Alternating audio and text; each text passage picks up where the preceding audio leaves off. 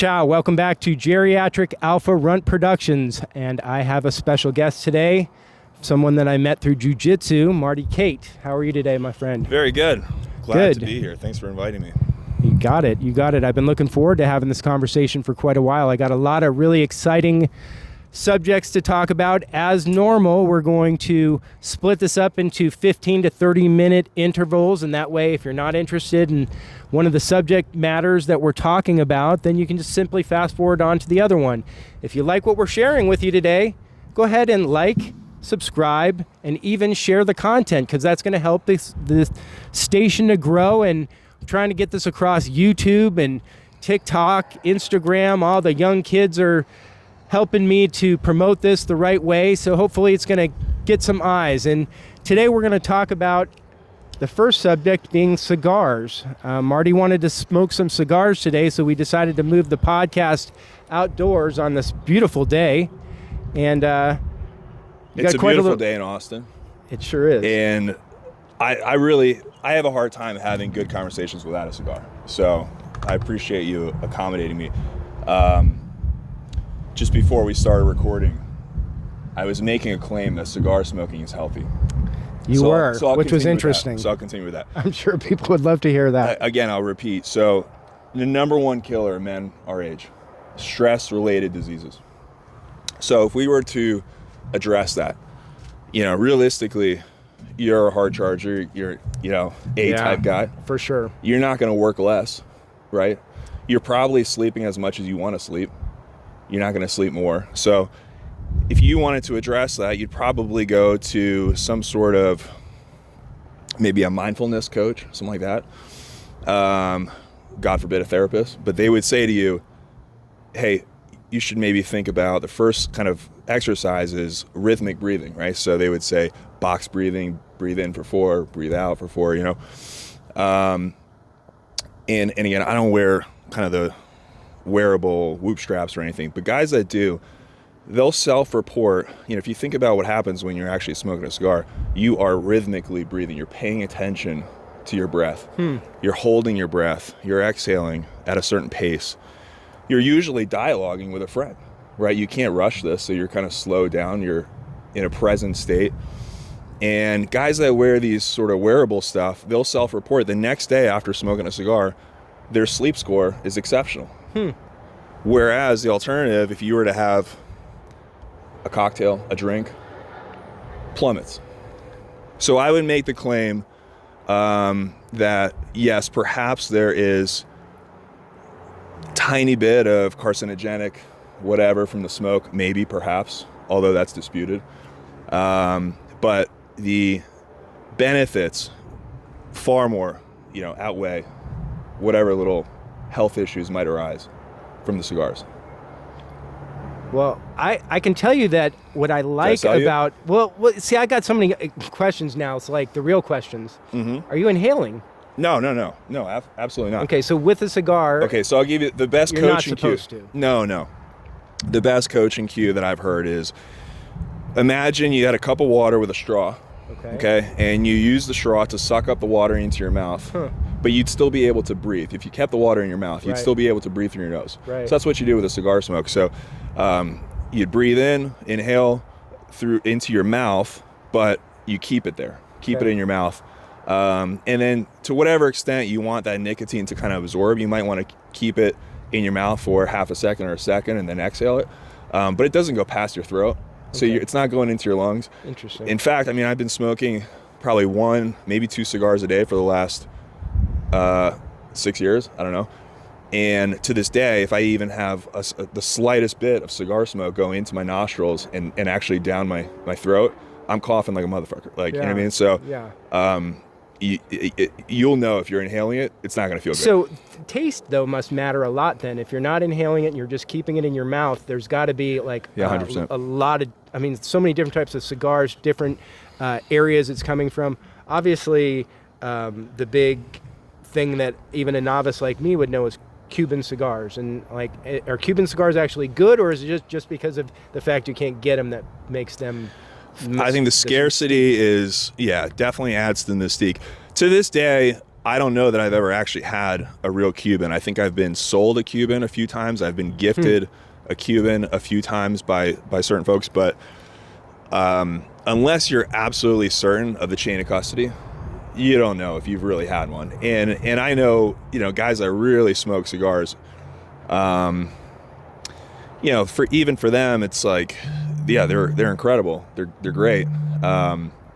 But they're not so good that they should have this mystique around them, So I don't know. For me, I was lucky that I found a few of my favorites very early on. So I don't actually have a huge breadth of knowledge of all the different types of cigars. I found what I like and I kind of stick with them. I was going to say, so this is your brand right here?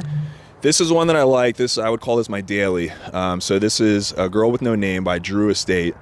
And they're a fantastic brand. Might be, I buy these online, but how much does a cigarette or cigar like this cost retail? Man, I don't know. I buy so many of them. They're probably 10 to 12. Okay, I was just curious because I know cigarettes these days are like ridiculously expensive, so they're probably killing you on more. Well, that's the thing. So you got to buy them online. You buy a whole box. You wait for the sales. You wait for the specials. But yeah, this brand. I mean, if you go into a store, you'll probably see this brand. You'll see another cigar of theirs called Fat Bottom Betty, probably.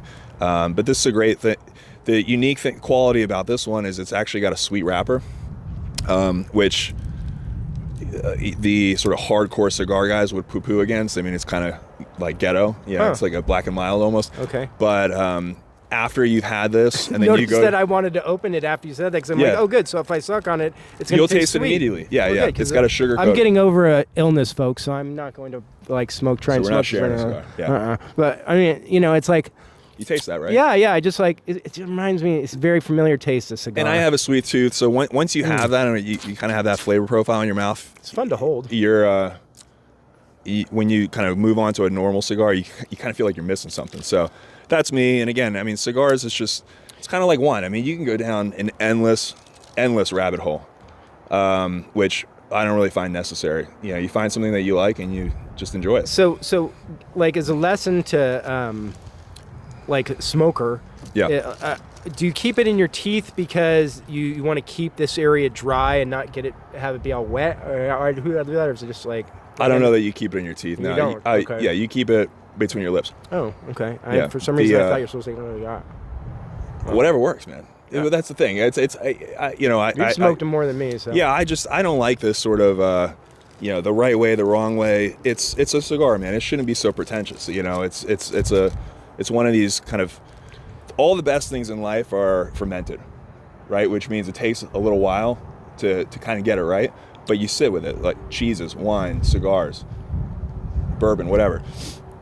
So again, there's no right or wrong flavor. It's whatever works for you, and it should be kind of a personal thing. And if you want to get the tip wet, by all means. Okay. How does your wife feel about the smells it leaves on your clothes? Is it ever an issue? Asking the hard question. No, that's a good question. Because I don't know. I mean, I could say that in her perfect world, I don't smoke, but I think it's become so much of who I am that it would be, in my perfect world, she wouldn't play pickup basketball, but she plays pickup basketball and she gets injured sometimes, and she wakes up early for that or whatever else. So we all have our flaws, but again, I mean, I'm smoking usually in the mornings. So by the time I get home, it's kind of worn off a little bit. I was on a flight the other day though, coming back from a meeting in New Jersey where we had cigars, and I was sitting in the middle seat between these two people, and I reeked of cigars, so I felt bad for them. But no, she doesn't mind too much. It really sticks on your clothes. The only reason I say that is because the one time I did go to that cigar bar, which I don't know if it's there anymore. You tell me. The one that's over there in the center there by the league. There was the cigar lounge or whatever. Yeah. And I went in there like one time and hung out for an hour with a friend, and man, I don't think I could ever get the cigar smoke out of my clothes after that. So in the office, we have an ozone generator, which is like a $20 thing you can buy from Amazon, and it makes ozone, and it literally gets rid of all smells, good or bad, instantaneously. You can't be in the room when it's on, so you want to let it air out. So that's definitely a solution for kind of carpets and all that stuff. the clothes, I don't know, I'm probably nose blind to it, but also a part of me thinks, and maybe I romanticize this a little bit, but like when I'm gone and my kids are kind of walking around, and if my son's not a cigar smoker himself and he smells a cigar, like I like that he's going to think of me. You know, that's a cool thing, I think. Well, it's definitely something that, you know, people identify with somebody, because you said that and it reminds me of my grandfather smoked a cigar, and it's like when I said to you it's such a familiar What's the smell, right? smell and a taste, and when I put it in my mouth and it reminded me of being a kid almost immediately, tasting my grandpa's cigar when I was like, you know, a little kid. That's what hit me. Were you tasting a lit cigar or when you were a kid? Probably not. But he used to just always have them in his teeth. Like my grandpa was the guy with the racing form, and he used to have a fedora, and he played that part, you know, the Italian guy. And, he'd always have this like that. That's another thing that kind of gets to me a little bit, is like there's this sort of stigma of like, oh, the cigar smoker is like the evil villain kind of guy. I wish that would go away, because I mean, to me, like the happiest guys I know are cigar smokers, and you're usually smoking in a celebratory way, right? So it's never, I've never smoked a cigar and, you know, cracked my knuckles and thought, how am I going to screw somebody over? Well, I think of cigars more in this day and age as guys who are like collector types and like big thinkers and steak eaters. You know what I mean? Steak eaters. Steak eating and big thinkers goes hand in hand with cigars. But it's like, and you know, dark woods and cigars, and that's where my mind goes. I know that guys who like cigars are usually the guys who like wines, and like there's that whole collector aspect to that industry too. You know, are you a wine? I'm not. I don't really have much of a taste for alcohol. I mean, this is it. I mean, coffee and cigars. I mean, this is, you know, a lot easier on you than alcohol, for sure. I mean, if you ask me what my favorite thing to do is, it's literally this, and I would enjoy this, you know, without being recorded. Having fun, deeper conversations with people over cigars. Yeah, it doesn't get better than that. You know, especially guys that you've kind of been in the trenches with as well. So you have that sort of shared camaraderie. You know, and for us it's jiu-jitsu, but you know, being, you know, business partners, what have you, to be able to talk shop while smoking a cigar, and then talk about the future, talk about, you know, you're dissecting your motives and how your life is going. It doesn't get better than that. I think that this is a perfect time to just transition. We're going to stay in this section. Let's make the jiu-jitsu and the cigars can go together, because why not? We'll just continue on. Tell me about your jiu-jitsu journey. When did it start? How old were you roughly? You know, I think like most people, it starts with your first time seeing the UFC, and I mean, honestly, the first time I saw the UFC was probably in a fucking Friends episode. You remember that? There was a Friends episode where Monica's boyfriend is like some rich guy. He's like, I've conquered every field there is, business, whatever, except fighting. And so he goes into fighting, and he obviously gets his ass whooped by Tank Abbott. Tank Abbott was actually in the show. He was a guest star in the show. Too funny. But then, so around that time, I started actually watching the UFC. This was like UFC 50. So this was, for me, like the heyday for me. I mean, it was kind of the Matt Hughes, Rich Franklin, Chuck Liddell, that era. When he fought Gracie, Royce came back. The second time, yeah, around that time. I was a huge Matt Hughes guy, and you know, to me, I didn't wrestle in high school or anything like that, but my first job was, I was a kid's birthday party planner at New York Sports Club, which is a gym in the Northeast. And we had this one room, kind of a gymnastics room, where the kids would have gymnastics themed parties.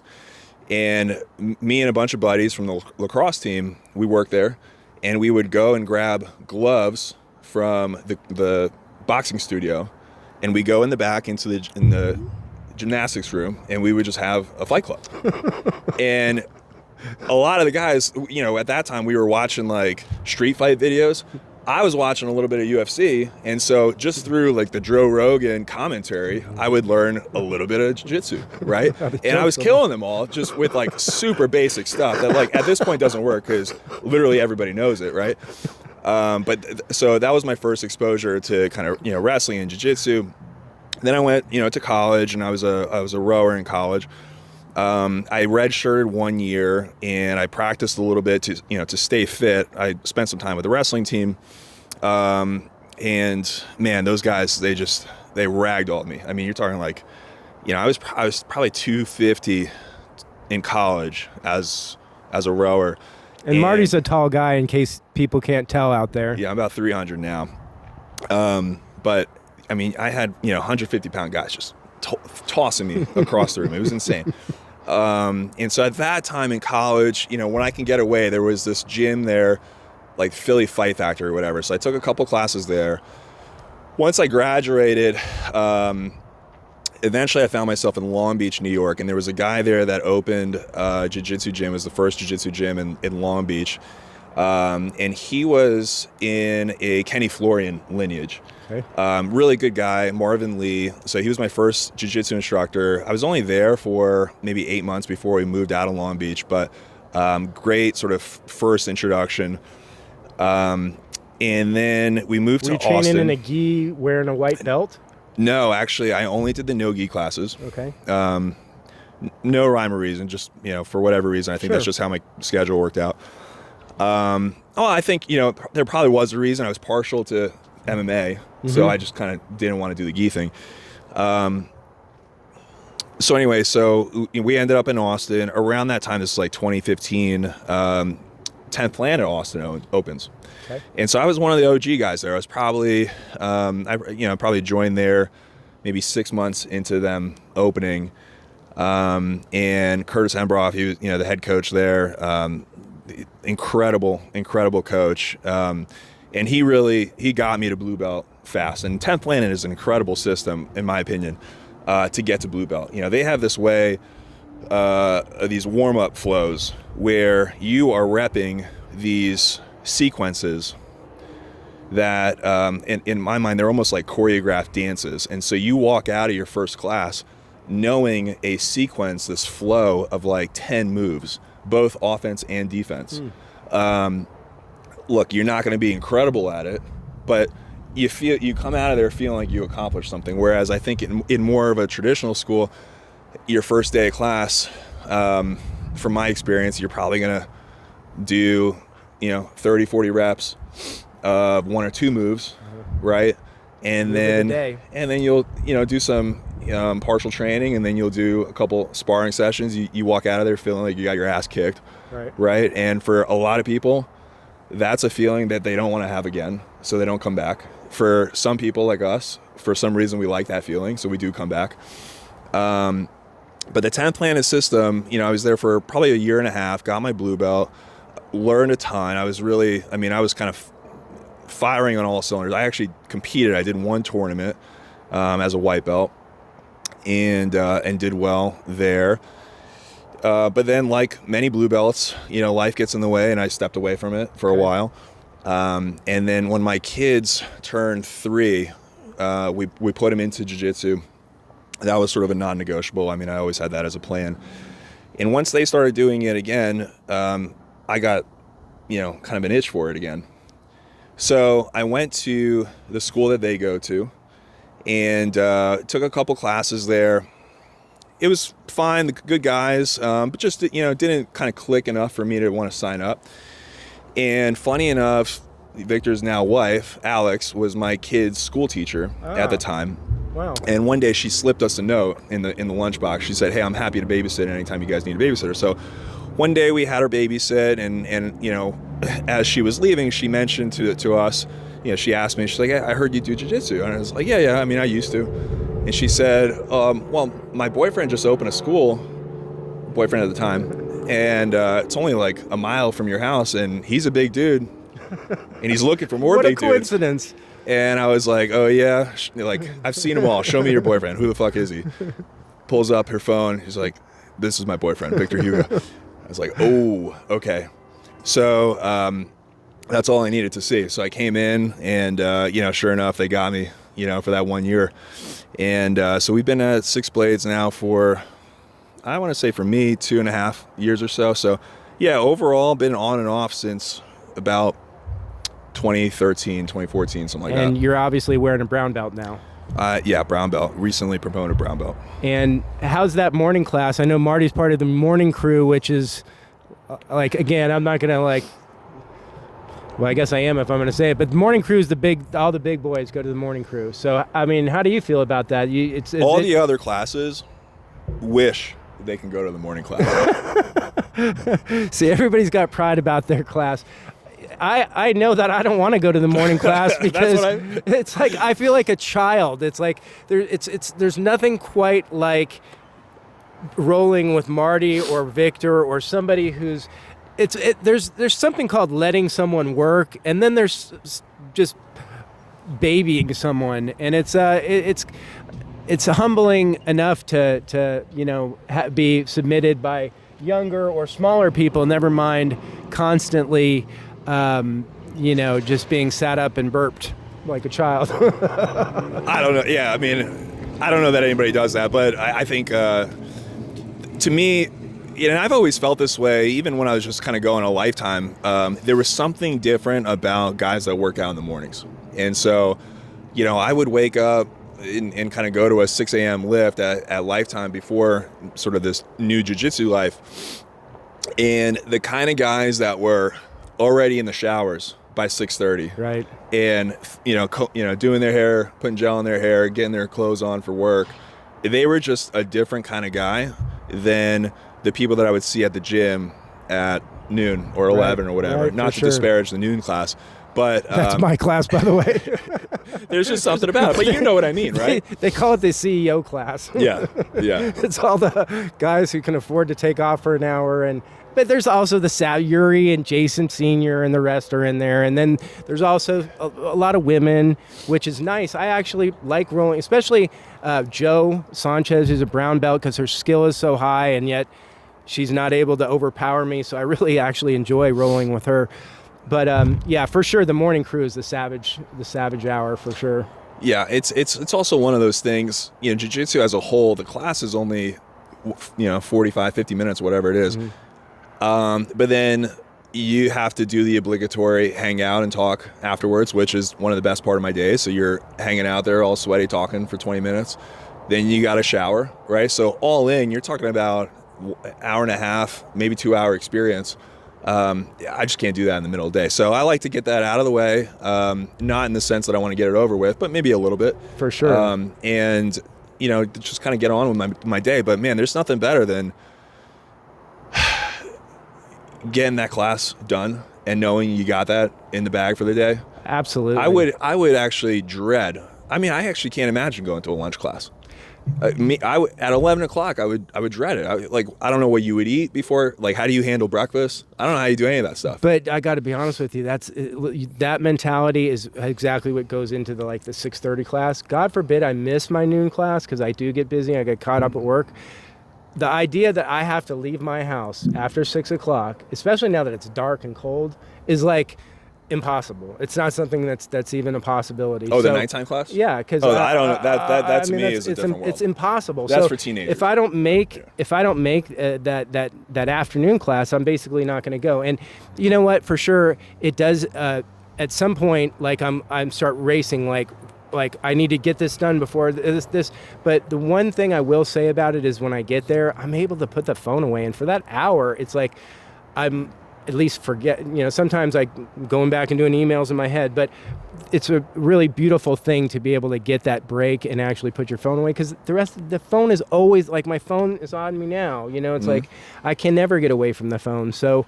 That break is a very well received break, but for sure I think the morning class. You sound like a guy that needs more cigar smoking in his life to get that break. I mean, that's literally what we were talking about. Yeah. I think I could get into it. It wouldn't be a hard sell.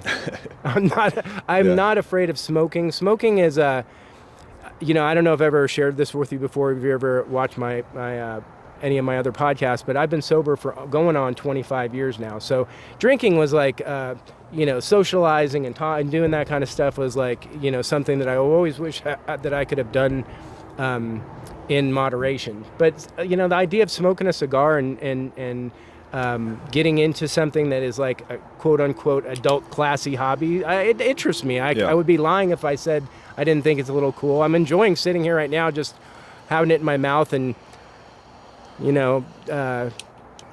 placating the cigar thing. Tell me where your jiu-jitsu journey is. I mean, do you compete at this point? Or? No, I don't compete. I mean, I've had I think the days of sort of, for me, I get so into my head about my own performance, and I have so many other areas of my life that I'm obsessed with completely optimizing, that if I added jiu-jitsu into that realm, it would just totally take over. So to me, and by the way, dude, we got a bunch of brown belts that are my size, my age, that crush me, in our school. So I don't need to go elsewhere to find competition. Okay, it comes to me. I love hearing you say this. Trust me, from somebody who's a higher belt that I admire in our school there. I've competed 3 times, but I don't think it's something that I want to continue to do, just because I didn't enjoy the lead up to it, and I put a lot of pressure on myself, and I had mixed results. I won some, I lost some. But at 55 years old, I just don't think it's something I want to continue doing. And when I hear someone like you say that it's not something that you're doing, it makes it okay. And it's not that, because I want to be like everyone else in there. I think that it's fair to say that when you see other people doing stuff and they're successful at it and they're doing certain things, you try and emulate what they're doing. So I'm glad I have done it for the experience, but I really don't think it's going to be something that I pursue too much. And again, every time I talk about this, I always have to say how inspired I've been recently about Mike White winning Worlds at 60 years old, because it's cool to see. So, it definitely is a real thing, the competing, because you think, well, you just go out there and have fun, and it's like, no, you have to get ready for competition. If you're not gonna be in the right headspace, be dieted in at the right weight, be training leading up to it, then you're going to go get crushed, because everybody who is in competition thinks they can win. There is nobody in there walking around like this, because those guys all think they can win. Nobody's there because they want to just pay for the experience. I really admire the guys that compete. I think it's incredibly difficult mentally and physically. Again, for me, I subscribe to kind of an 85% mentality. And I wrote this little essay for my kids.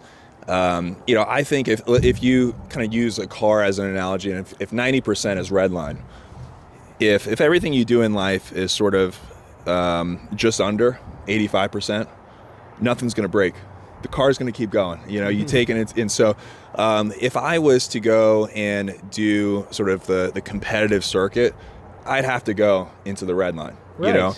And that's how you're successful, is by trying hard. Yeah, and but for me, if you think about what the difference between an F1 car and an NASCAR is, they're like, the F1 car only goes 20 or 40 miles an hour, faster, but it goes way less distance than the NASCAR car. And so there's a merit to going a little bit more slowly, but staying fucking consistent, and so truly, if I don't have something that's completely out of my control, if I'm not traveling or whatever, I am going 4 days a week. I'm going to that morning class, and whoever's there is there, whatever.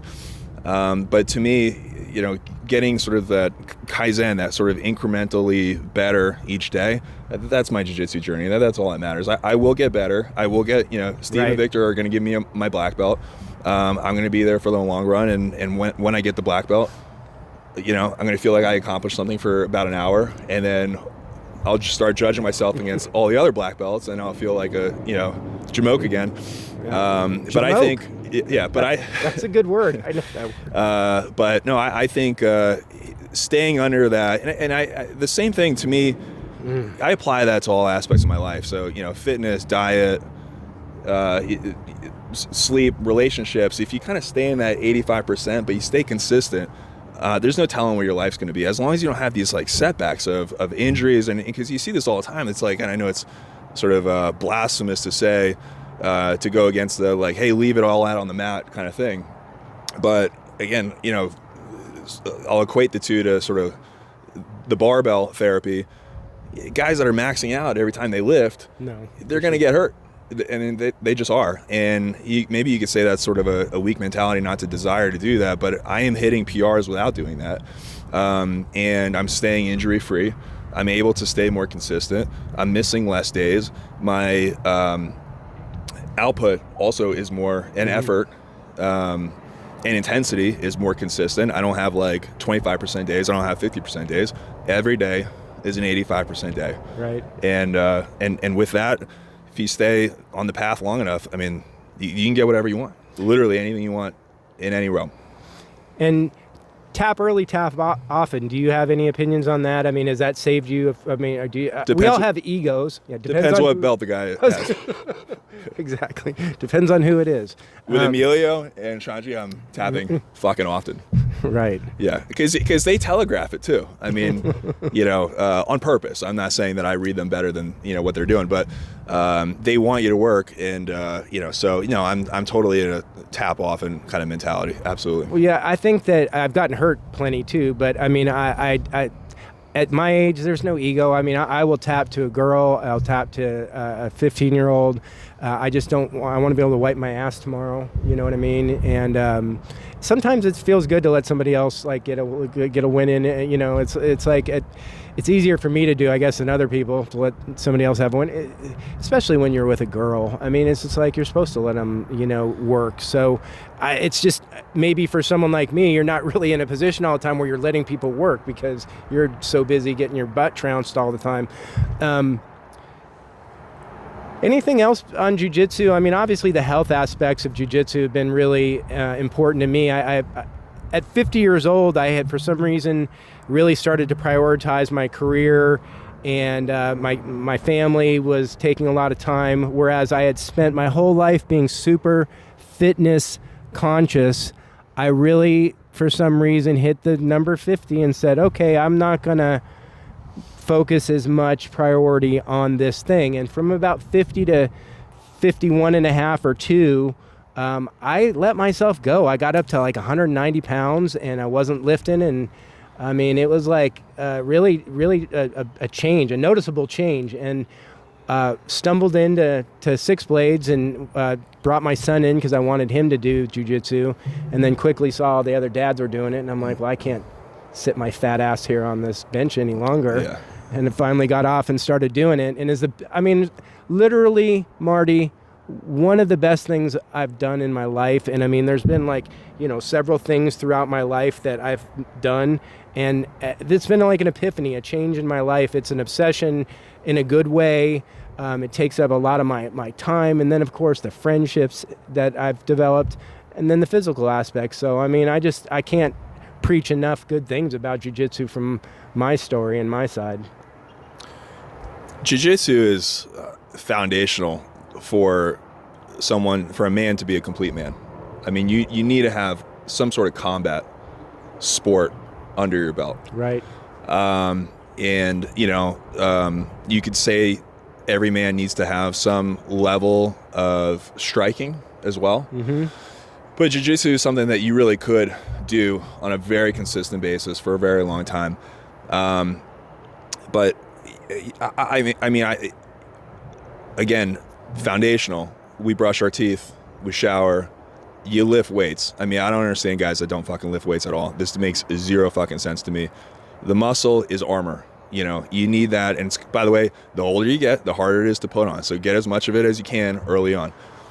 In the same token, you need jiu-jitsu. I mean, you need to wrestle. And there's something about physical combat with another man that you can't exert that kind of energy, whatever it is. I mean, you can get sort of Eastern with it and say it's a chi or whatever, but you can't get that out under a barbell.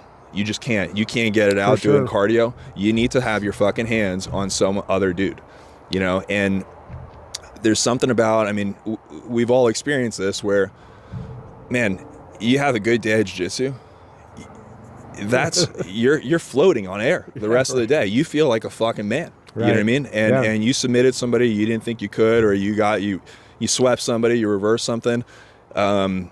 That's a big part of your day, and it'll probably carry over for the whole week. So there's something about that sort of combat energy that people that don't do it, I don't think they really understand, and it's bottling up, honestly, for these people, and they gotta find a way to release it. So I very much encourage men to find some sort of combat, you need to have your hands. And again, guys that played football, they know what I'm talking about, and right. that's not commentary in a tradition or combat in a traditional sense, but it's very much combative. So to have that sort of to be able to apply that force on another man, that's really I think that's going to take your mental clarity to a new level, to a different level, to a more healthier level. Absolutely. It's definitely scratching the primal itch. Okay, so I think we're going to end this segment for now, and we're going to be back in part number 2 to discuss some different things associated with career and Marty's recent election victory, maybe even get into some God and politics. Come back and join us.